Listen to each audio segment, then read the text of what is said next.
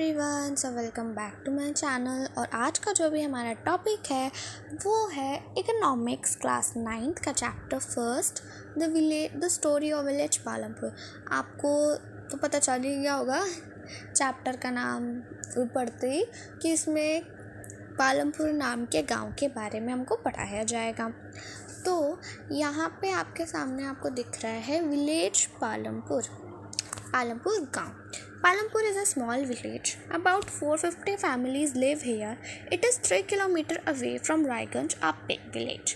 पालमपुर एक छोटा सा गांव है और इस गांव में कितनी फैमिलीज रहती हैं? 450 फैमिलीज परिवार जो हैं वो पालमपुर में रहते हैं। और इसके 3 किलोमीटर दूर एक बहुत बड़ा सा गांव है जिसका नाम है रायगंज। ठीक है, क्या नाम है उसका? रायगंज। और सेकंड पॉइंट है शाहपुर। देखो, एक विलेज में और एक टाउन में कुछ फ़र्क होता है। गांव होता है कि मतलब हम एक गांव में रहते हैं और हमारे बगल में एक बहुत बड़ा गांव है और हमारे बगल में एक छोटा सा शहर है। गांव में भी कई बार कोई जगह ऐसी होती है जहाँ पे फैसिलिटीज़ कुछ सही होती हैं गांव से, तो उनको हम टाउन कह देते हैं। तो उसके बगल में 3 किलोमीटर अवे तो एक रायगंज बिग विलेज है और थोड़े दूर पे, इसमें आपको डिस्टेंस नहीं बताया गया है, इसमें बस बताया गया है कि आपके बगल में एक और छोटा सा टाउन है, उसका नाम है शाहपुर। क्या नाम है? शाहपुर। तो यहाँ पे हमको क्या पॉइंट्स दिए गए हैं कि पालमपुर जो है एक छोटा सा गांव है और उस गांव में 450 परिवार रहते हैं, जो कि रायगंज से 3 किलोमीटर दूर पे है हमारा पालमपुर, और उसका जो नियरेस्ट टाउन है उसका नाम है शाहपुर। ओके, यहाँ तक क्लियर है? अब हम आगे चलते हैं। अब नेक्स्ट है मेन प्रोडक्शन एक्टिविटीज़। तो farming is the main production activity in the village Palampur. मतलब वहाँ पे सबसे ज़्यादा क्या? खेती बाड़ी। वहाँ के मोस्टली लोग, मेन प्रोडक्शन जो है वहाँ की फार्मिंग है। वो है farming. Okay guys, so main production activity in village Palampur is farming.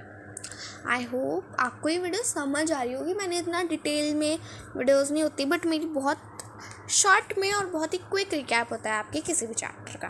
तो इसमें सेकंड पॉइंट दिया हुआ है कि most of the people are dependent on farming for their livelihood. तो लाइवलीहुड क्या होता है? मतलब हम रोज़गार हम कह सकते हैं। उनका रोज़गार क्या है? फार्मिंग, खेती बाड़ी। वहाँ के ज़्यादातर लोग खेती पे डिपेंड है, वो सब खेती करते हैं। और वहाँ पे जो लोग खेती नहीं करते हैं तो उसके अलावा वो लोग क्या करते हैं? नॉन फार्म एक्टिविटीज़ वहाँ की ये हैं कि non farm activities such as dairy, small scale manufacturing, activities of weavers and potters etc., transport etc. Are carried out on a limited scale.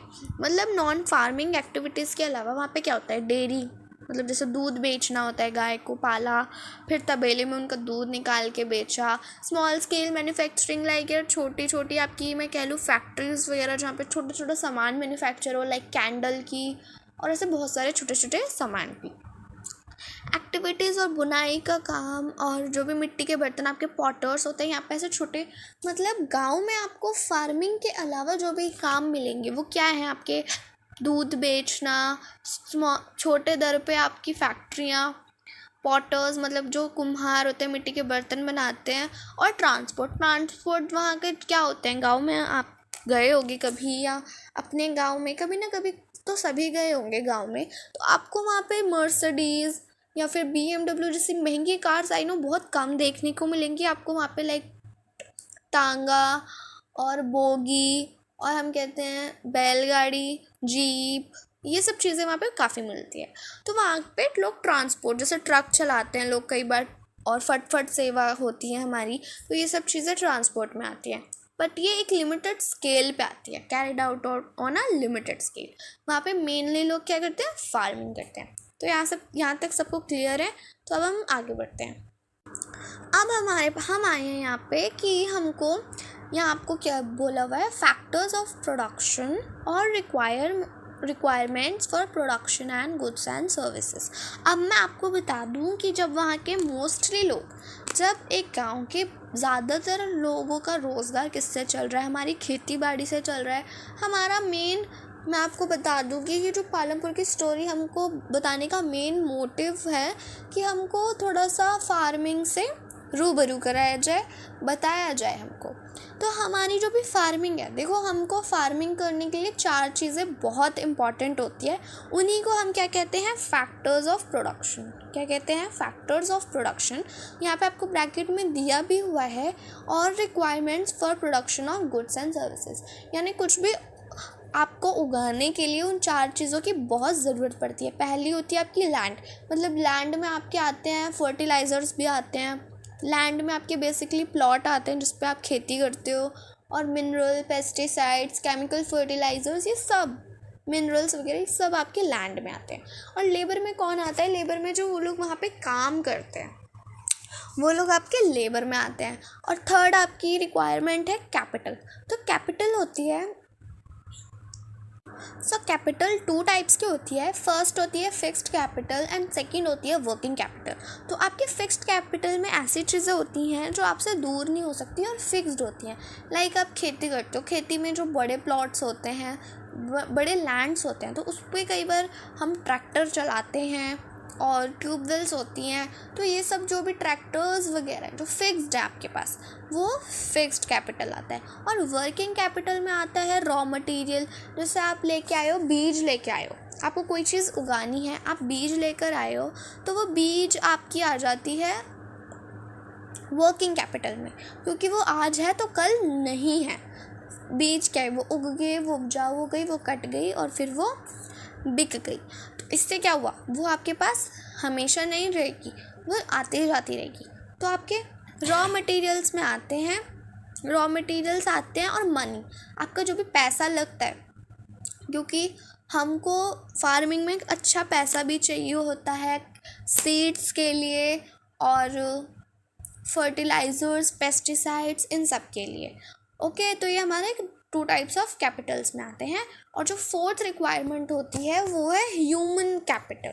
Human capital में क्या होता है कि मतलब ह्यूमन की नॉलेज और स्किल के अलावा ये सब तीनों चीज़ें बेकार हैं। अगर ह्यूमन ही इसमें दिमाग ना लगाए, उनको कैसे यूज़ करना है हमको पता ही ना हो, तो हम इन चीज़ों का कैसे यूज़ कर सकते हैं।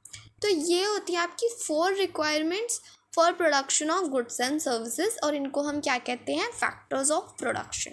आई होप आपको ये काफ़ी अच्छे से समझ में आ रहा होगा। सो फर्स्ट पॉइंट आपको यहाँ पे यही दिया गया है, land, labour and capital R the basic requirements for the production of goods and services which are properly known as factors of production। जैसे कि मैंने आपको अभी बताया, ठीक है। Land includes all free gifts of nature. अब मैंने आपको बताया जैसे कि लैंड में हमारे जो भी मिनरल्स, फर्टिलाइजर्स, सॉइल, लैंड, ये सब जो भी नेचुरल गिफ्ट्स हमको नेचर ने दिए, ये सब आपके आते हैं लैंड में। जैसे आपका soil, water, forest, mineral etcetera. Labor means human effort which of occurs includes physical as well as mental labor। Mentally labor में मतलब आपको पता है कि इसको कितनी टाइम पानी देना है, उस खेती को कितना अमाउंट में पानी देना है, या उसको उसके लिए क्या चीज़ बेकार है, फर्टिलाइजर्स हमको कितने अमाउंट में देना है। तो ये सब आपकी स्किल्स हैं। तो लेबर वो काम भी करती है, वो स्किल्स के साथ काम भी करती है, मतलब वो दिमाग भी लगाती है और वो फिजिकली भी वर्क करती है लेबर हमारी, ठीक है। नेक्स्ट है आपका physical capital is the 3rd requirement for production.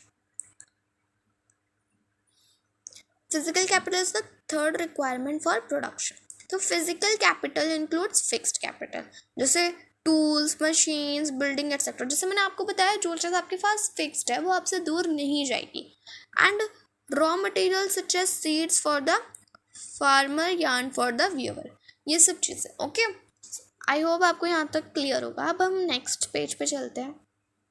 और आपको पता है जैसे कि हमारे इंडिया में काफ़ी टाइम से जो है वो फार्मिंग पे हम डिपेंड है। बहुत ही कृषि प्रधान देश है हमारा। यहाँ पे बहुत सालों से, मैं कह रही हूँ बहुत सालों से बहुत अच्छी फार्मिंग होती है इंडिया में हमारे। तो पहले के ज़माने से और अब मॉडर्न ज़माने से काफ़ी चेंजेस आए हैं, काफ़ी अच्छे भी चेंजेस आए हैं, कुछ ख़राब भी तो मतलब हर चीज़ की एक एडवांटेज और एक डिसएडवांटेज ज़रूर होती है। ऐसी कोई चीज़ नहीं है जिसके सिर्फ एडवांटेज ही हो, ठीक है। तो ऐसा ही हुआ था हमारे यहाँ इंडिया में। यहाँ पर मैं आपको बता देती हूँ, ग्रीन रिवॉल्यूशन आया था। ग्रीन रिवॉल्यूशन अभी हम आगे पढ़ते हैं, मैं आपको पढ़ाती हूँ। इम्पॉर्टेंट चेंजेस, कुछ चेंजेस आए हैं हमारी फार्म की एक्टिविटीज़ में। अभी तक तो हमने पढ़ लिया लैंड, लेबर, फिजिकल वर्किंग, ये सब कैपिटल्स पढ़ लिए हमने, 4 रिक्वायरमेंट्स पढ़ ली। और हमारे यहाँ पे आपको दिया है land area under cultivation is virtually fixed. मतलब आपके, मैं कह लूँ आपका एक, मैं यहाँ पे एक पिक्चर बना देती हूँ, ठीक है। जैसे ये आपके पूरे विलेज, ये आपका पूरा पालमपुर है और यहाँ पे आपके जो भी विलेजेस हैं वो फिक्स्ड है। अब ऐसा तो है नहीं कि हर साल आपके वहाँ कुछ ना कुछ चेंज आ रहे हैं, ठीक है। हर साल लैंड बढ़ रहा है, ऐसा तो हो नहीं सकता, लैंड तो फिक्स्ड है ना। देखो अब जैसे यहाँ पे ये छोटे स्मॉल, मैं आपको बना के दिखा देती हूँ। अब आपको ये दिख रहा है, बहुत छोटे छोटे भी प्लॉट है, ये सब मैंने आपको बता दिए, ठीक है। तो ये सब मैंने क्या बनाया है, पिक्चर बनाई है, पिक्चर बनाई है आपके पालमपुर के लैंड की, ठीक है। तो इस पिक्चर में आप देख सकते हो यहाँ पे कुछ लैंड है, यहाँ छोटे हैं, ये बहुत बड़े लैंड है। तो ये सब, लेकिन क्या लैंड है फिक्स्ड, हमारा लैंड फिक्स्ड है, चाहे आप जितना कर लो लैंड हमारा फिक्स ही है। कभी यहाँ से नहीं बढ़ सकता लैंड, कभी यहाँ से नहीं, कभी यहाँ से नहीं, कभी नहीं, लैंड फिक्स्ड है।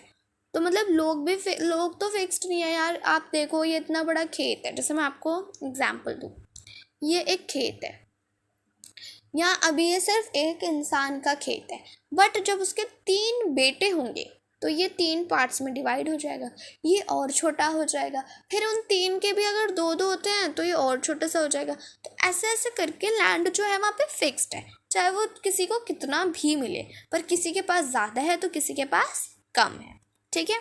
आगे चलते हैं। तो आगे आपको यहाँ पे दिया हुआ है लैंड इज़ फिक्स्ड, मैंने आपको बता दिया।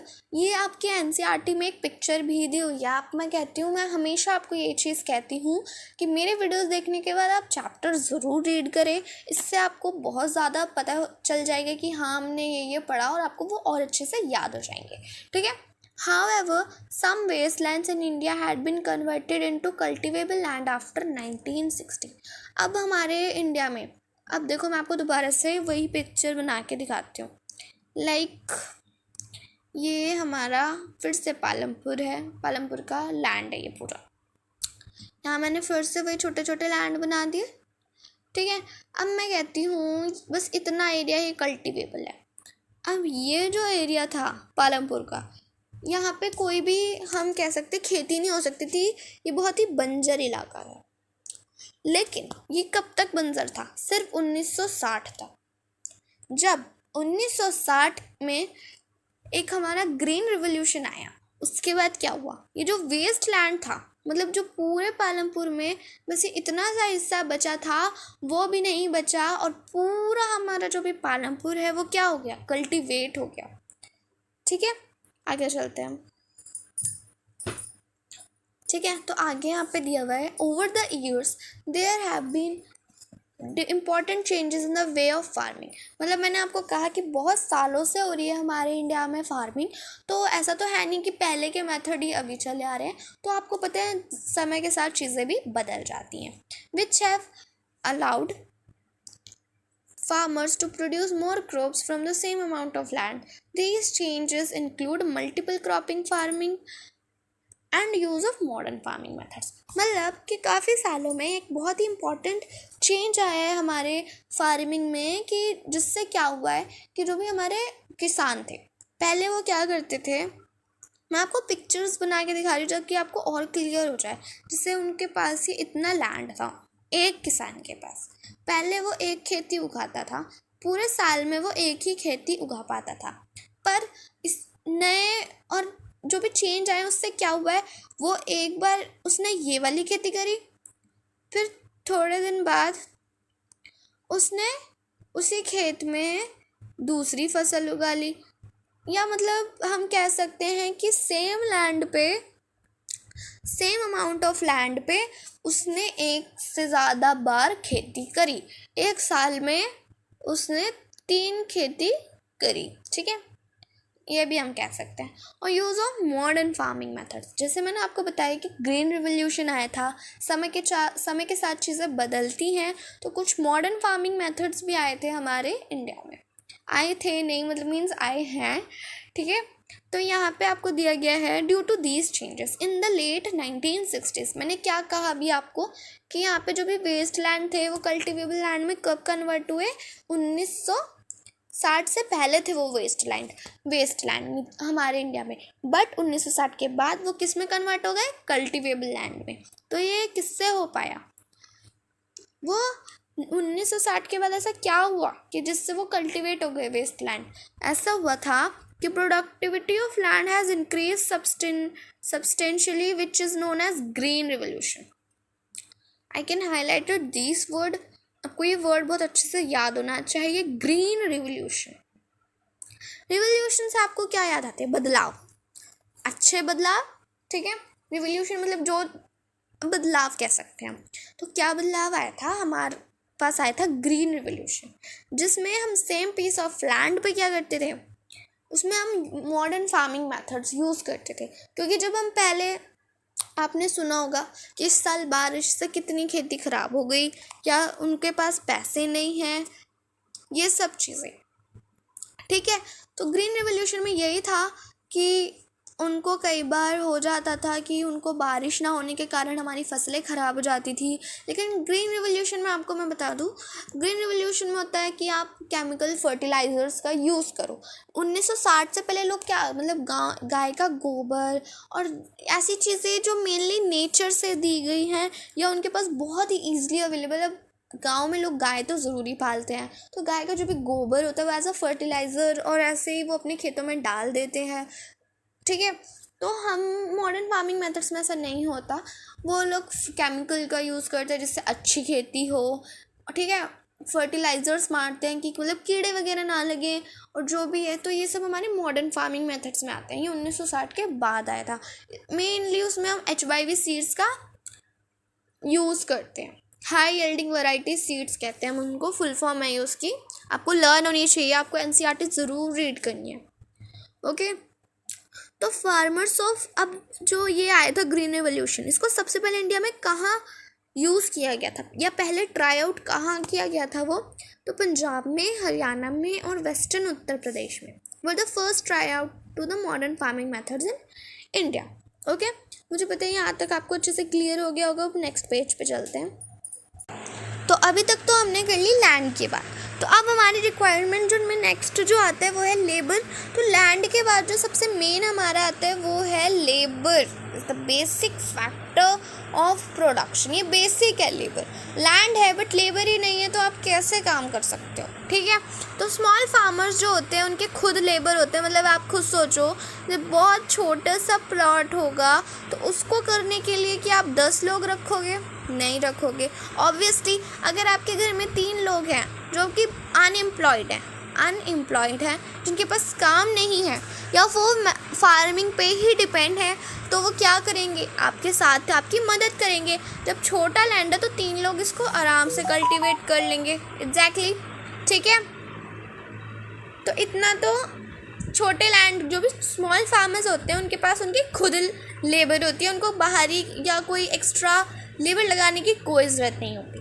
बट जब हम बात करें किसकी, बड़े लेबर्स, तो उनको तो ज़रूरत होती है जब उनके पास इतना बड़ा लैंड है तो वो खुद तो इसको कल्टीवेट कर नहीं पाएंगे। अगर वो कल्टीवेट करना चाहेंगे भी तो वो इतना ही पार्ट कर सकते हैं, ये कुछ इतना, बट नहीं, उनके घर में भी अगर यहाँ पे मैं कहूँ 20 पीपल्स की ज़रूरत है बट उनके घर में कितने 3 पर्सन्स हैं, तो how they can do it, उनको करने में तो बहुत प्रॉब्लम हो जाएगी। तो वो बाकी के जो 17 पर्सन्स हैं, 17 पर्सन्स को वो बाहर से हायर करेंगे।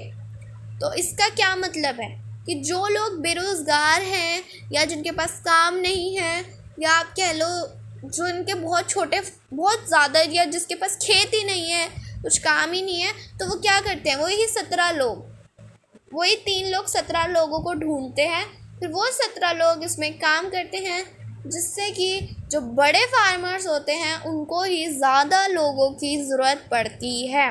मीडियम और स्मॉल फार्मर्स को तो नहीं पड़ती, बट मीडियम और लार्ज फार्मर्स को पड़ती है, ठीक है।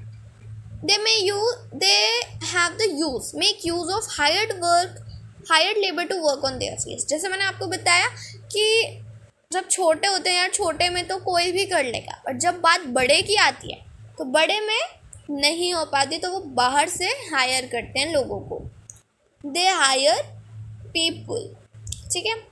यहाँ तक समझ में आया? चलिए आगे चलते हैं। अब हम बात करते हैं किसकी? कैपिटल की। अब लैंड के बाद मैंने आपको बताया था 2 होते हैं हमारे कैपिटल, फिक्स्ड और वर्किंग। तो अभी हम बात करते हैं ओनली कैपिटल की। तो after land and labour, land और लेबर के बाद जो कैपिटल है वो अनदर बेसिक फैक्टर है किसका? प्रोडक्शन का, ठीक है। All categories of farmers, small, medium and large, require capital. अब आप देखो, चाहे बड़ा फार्मर हो, चाहे छोटा फार्मर हो, चाहे बीच का फार्मर हो, मीडियम फार्मर हो, बट उसको कैपिटल तो चाहिए, उसको पैसा तो चाहिए, उसको रॉ मटेरियल भी चाहिए, उसको टूल्स, मशीन, बिल्डिंग सब चाहिए। तो ये तो तीनों की रिक्वायरमेंट है ना, तीनों लोगों की रिक्वायरमेंट है। जो स्मॉल फार्मर्स होते हैं उनके पास तो भाई देखो इतना पैसा नहीं होता कि वो अपने लैंड पे खर्च कर सकें, तो वो क्या करते हैं, वो अपने ही जो भी गांव के होते हैं, जो भी बड़े फार्मर्स हैं, उनसे वो पैसा उधार पे लेते हैं, कर्ज लेते हैं, ब्याज पे लेते हैं पैसे, या तो मनी लेंडर्स जो पैसे देते हैं उनसे लेते हैं, या ट्रेडर्स मतलब जो व्यापारी होते हैं जो उनको पैसे, या मैं कह सकूँ इनपुट्स कल्टीवेशन के लिए प्रदान करते हैं। मतलब जो स्मॉल फार्मर्स होते हैं ना, उन पे इतना पैसा नहीं होता कि वो अपने लैंड पे खर्च कर सके, तो वो कर्जा लेते हैं, या आप कह लो कर्जदार से लेते हैं, व्यापारी से लेते हैं, या किसी बड़े फार्मर से रहते हैं। तो ये चीज़ मैं आपको बताऊंगी कि ये जो आप तो सोचोगे, मेरे को पता है आपके दिमाग में क्वेश्चन आया होगा कि लैंड, देखो फार्मिंग तो तीनों कर रहे हैं, लैंड सबके पास है, फार्मिंग तीनों कर रहे हैं, स्मॉल, मीडियम एंड लार्ज, तो फिर क्यों स्मॉल्स को लार्ज वालों से पैसे उधार लेने पड़ते हैं, या कर्ज पे या ब्याज पे लेने पड़ते हैं? ये मैं आपको आगे बताती हूँ। तो यहाँ लिखा गया है कि modern farming requires a great deal of capital. जैसे मैंने आपको बताया, मॉडर्न फार्मिंग मेथड्स में आपके HYV सीड्स आते हैं, और आपने सुना होगा खारिफ सीज़न होता है ज्वार बाजरा का, ठीक है, रबी सीज़न होता है, विंटरी सीज़न होता है। तो इन सीजन्स अकॉर्डिंग करते हैं लोग काम। तो वो जो फार्मर्स होते हैं, वो जब हमारा ये ग्रीन रिवोल्यूशन हुआ मॉडर्न फार्मिंग मेथड से, वो सेम पीस ऑफ लैंड पे एक ही साल में एक या एक से ज़्यादा वो चीज़ें उगाते हैं, ठीक है। किससे करते हैं ये लोग? ग्रीन रिवोल्यूशन के बाद मॉडर्न फार्मिंग मेथड से, HYV सीड से, chemical fertilisers and etcetera. Okay, चलिए यहाँ तक आई होप सबको क्लियर होगा। अब हम आगे चलते हैं। तो चलिए यहाँ पे आपको मैं बताऊंगी कि कैसे फार्मिंग तो तीनों करते हैं, बट जो छोटे फार्मर्स होते हैं उनको पैसे लेने पड़ते हैं किससे? बड़े फार्मर से। तो यहाँ पे आपको टॉपिक दिया है sale of surplus, sale of surplus farm products, ठीक है। Farmers produce crops on their lands by using the 3 factors of production. जैसे हमने पूरे चैप्टर में 3 फैक्टर्स ऑफ प्रोडक्शन पढ़ लिए। क्या 3 फैक्टर्स हैं हमारे? लैंड, लिख के बताती हूँ आपको, लैंड, लेबर, तीसरी मैंने आपको क्या बताई थी? कैपिटल, ठीक है। Land, labour and capital. इस चैप्टर में आपको ह्यूमन के ऊपर इतना नहीं गया है, बट वो 4 रिक्वायरमेंट होती है, वो आपके NCERT में आपको मिल जाएगी, ठीक है। तो आपको पता चला लैंड, लेबर एंड कैपिटल, ठीक है। लैंड, लेबर और कैपिटल की मदद से हम जो है फार्मिंग करते हैं। They retain a part of produce for self consumption and sell the surplus in the nearby market. तो मैं आपको क्लियर कर देती हूँ पहले एक चीज़ जो मैंने आपसे पहले कही, कि जो भी हमारी डिफरेंस है between the small farmers and the large farmers, वो यही है कि जो लार्ज फार्मर्स हैं, आप खुद सोचो, लार्ज के पास इतना है, ठीक है, और जो स्मॉल है उसके पास सिर्फ इतना है। तो लार्ज के पास जब इतना है और स्मॉल के पास जब इतना है, तो उसकी इतनी खेती हुई है, ठीक है, ये इतनी खेती हुई है, तो इस खेती में से इतना तो उसने रख लिया अपने लिए कि वो पूरे साल वो सब बेचेगा तो नहीं, वो तो कुछ सेल्फ कंजप्शन के लिए भी रखेगा, ठीक है। इतना उसने रखा, और ये जो उसका पार्ट था, मैं अगर कह लूँ ये पार्ट उसने कहाँ बेच दिया, मार्केट में, जिससे उसके पास पैसे आए मार्केट में। इसको क्या कहते हैं हम, सरप्लस। क्या कहते हैं हम, सरप्लस, ठीक है। बट यहाँ पे अब डिफरेंस कैसे बढ़ा कि जब एक बिग फार्मर है, उसने इतना सारा उगाया, उसके घर में भी 5 लोग हैं, उसके घर में भी 5 लोग हैं। अब ऐसा तो है नहीं जब बड़ा है तो उसका भी बड़ा इतना होगा, बिल्कुल नहीं। जब बड़ा है तो उसकी भूख भी तो उतनी होगी, तो वो इतना रखेगा, और वो इतना जो भी पार्ट है उसके खेत का क्या करेगा, बेच देगा, ठीक है। वो क्या करेगा, इतना बड़ा जो भी पार्ट है उसको बेच देगा इतने में से। तो जब छोटा था, थोड़ा निकला, थोड़े में से आधा बेच दिया, तो उसको मैं कह लूँ कि सिर्फ फ़ायदा कितना हुआ है, 10,000 का, सिर्फ 10,000 का उसको फ़ायदा हुआ है। बट मैं ऐसे लगा के चल रही हूँ, मुझे अभी इतना आइडिया नहीं है कि उनको कितने का मुनाफा और कितने का घाटा होता है, बट मैं ऐसे ही लगा के रैंडमली चल रही हूँ। उनको 10,000 का फ़ायदा हुआ क्योंकि केमिकल फर्टिलाइज़र्स और भी काफ़ी चीज़ें आपको खर्चनी पड़ती है आपकी फार्मिंग के दौरान, तो इतना मैंने आपकी लगा लिया, प्रॉफिट लगा लिया एक स्मॉल फार्मर का। किसका, स्मॉल फार्मर का। बट अगर मैं बात करूँ किसके, बड़े फार्मर्स की, उसको कितने का मुनाफा हुआ, उसको मुनाफा हुआ है 50,000 का। कितने का, 50,000 का। तो इससे क्या हुआ, उसकी वैसे भी 10,000 का हुआ है, उसको 50,000 का हुआ है। अब वो 50,000 में से सिर्फ 10,000 भी निकाल ले अपने अगली फसल के लिए, तो उसके पास तो तब भी 40,000 बच गए, है ना। बट वहीं अगर वो बेचारा निकालेगा तो उसके पास तो कुछ भी नहीं बचेगा, तो उसको किससे पैसे लेने पड़ेंगे, उसको बड़े फार्मर से लेने पड़ेंगे। तो आई नो यहाँ पे आपको थोड़ा सा आइडिया हो गया। जो मेन उनका खाना होता है वो खुद के लिए रखते हैं, और जो बाकी बच जाता है, सरप्लस जो भी होता है उनके खुद के कंजप्शन के बाद, वो उसको मार्केट में बेच देते हैं। जैसे हमारी पालमपुर के पास कौन सा टाउन था, शाहपुर, और जो बड़ा विलेज था वो कौन सा था, रायगंज, ठीक है। द रिटेन अ पार्ट, ये तो चीज़ तो मैंने आपको बता दी, नियर बी मार्केट में। That part of farm produce which is sold in the market is called marketable surplus. जैसे मैंने आपको बताया अभी कि वो जो पार्ट होता है जो फार्म अपने सेल्फ कंजप्शन के बाद बेच देता है, उसको हम क्या कहते हैं, मार्केटेबल सरप्लस। क्या कहते हैं, मार्केटेबल सरप्लस। जो स्मॉल फार्मर्स होते हैं उनका फिर स्मॉल ही निकलता है, बहुत लिटिल सरप्लस निकलता है, और जो मीडियम और बिग फार्मर्स होते हैं उनके सही से और अच्छे सरप्लस निकलते हैं, जिससे उनको ज़्यादा मुनाफा होता है, जिससे वो और चीज़ें खरीद सकते हैं, ठीक है।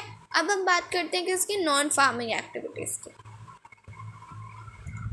अभी तो हमने यहाँ पालमपुर के पूरे उसकी फार्मिंग की बात कर ली, हमने 3 फैक्टर्स ऑफ प्रोडक्शन की बात कर ली, सरप्लस की भी बात कर ली। अब हम आते हैं पालमपुर की जो नॉन फार्म एक्टिविटीज़ है, कि वहाँ पे जो खेती बाड़ी के अलावा काम होते हैं वो क्या होते हैं। जैसे कि देखो, आपको पता होगा रूरल एरियाज़ क्या होते हैं, अर्बन एरियाज़ क्या होते हैं, ठीक है। तो रूरल एरियाज़ जो होते हैं, मतलब गांव देहात वाले जगह, अर्बन एरियाज़ होते हैं शहर। तो out of every 100 workers in rural areas in India, only 24 are engaged in non farming activities. अब मैं आपको बताऊं, जैसे ये एक रूरल एरिया है, पूरा एक गांव है, रूरल एरिया। क्या है, रूरल एरिया। आज मैं आपको ऐसा करके बता रही हूँ, इससे आपको थोड़ा क्लियर हो जाएगा, ठीक है। ये एक रूरल एरिया है, ठीक है। अब जो ये रूरल एरिया है, इसमें अगर यहाँ मैं 3 कैटेगरी करती हूँ, ये है 100 लोग, इसमें है 100 लोग, इसमें भी है 100 लोग, ठीक है। 300 टोटल लोग हैं। बट रूरल एरियाज़ में हर 100 पे कितने लोग, 24 लोग ही हैं जो मतलब फार्मिंग नहीं करते। बाकी के जो भी है ना, सब फार्मिंग पे ही डिपेंड हैं। तो आप सोचो कि जब 100 में से 24, मतलब आधे से ज़्यादा लोग रूरल एरियाज़ में जो है वो फार्मिंग पे डिपेंड है। अब आप दिल्ली में आके सोचो, या किसी भी, मैं दिल्ली की ही नहीं कह रही, किसी भी अर्बन एरिया में आपको बहुत कम फार्मिंग दिखती है ना, रूरल एरियाज़ के अकॉर्डिंग। क्योंकि रूरल एरियाज़ में यार मोस्टली फार्मिंग होती है और अर्बन एरियाज़ में नहीं होती है, इतनी ज़्यादा नहीं होती, होती है, मैं ये नहीं कह रही यहाँ पे बिल्कुल खेत नहीं है, ऐसा नहीं है, बट बहुत कम होती हैं उनके ब्याह पे। There is a variety of non farming activities in the villages. अब आपको क्या लगता है वहाँ पे अगर लोग फार्मिंग नहीं करते तो क्या सिर्फ दूध ही बेचते हैं? ऐसा नहीं है, वहाँ के बहुत सारे छोटे छोटे काम करते हैं, जैसे कोई कॉबलर है, कोई प्लम्बर है, कोई ठेला लगाता है, या कोई दूध बेचने का काम करता है, जैसे मैंने आपको बताया छोटी फैक्ट्री है, ट्रांसपोर्ट, ये सब किस में आते हैं? वो आपके नॉन फार्मिंग एक्टिविटीज़ की कैटेगरी में आ जाते हैं। तो यही था आपके पूरे चैप्टर में, मैंने आपको जो ओवरऑल चैप्टर था वो ख़त्म करा दिया है। एंड मुझे लगता है कि आपको काफ़ी अच्छे से समझ में आया होगा। आज मैंने बहुत अच्छे से आपको एक एक्सप्लेन कर दिया है। और यहाँ आपके SST में इकोनॉमिक्स का चैप्टर फर्स्ट ख़त्म होता है क्लास 9 का। I hope you guys like my video, enjoying watching my video. So don't forget to subscribe my channel, ठीक है, and also share with your friends. So don't forget to subscribe. Thank you.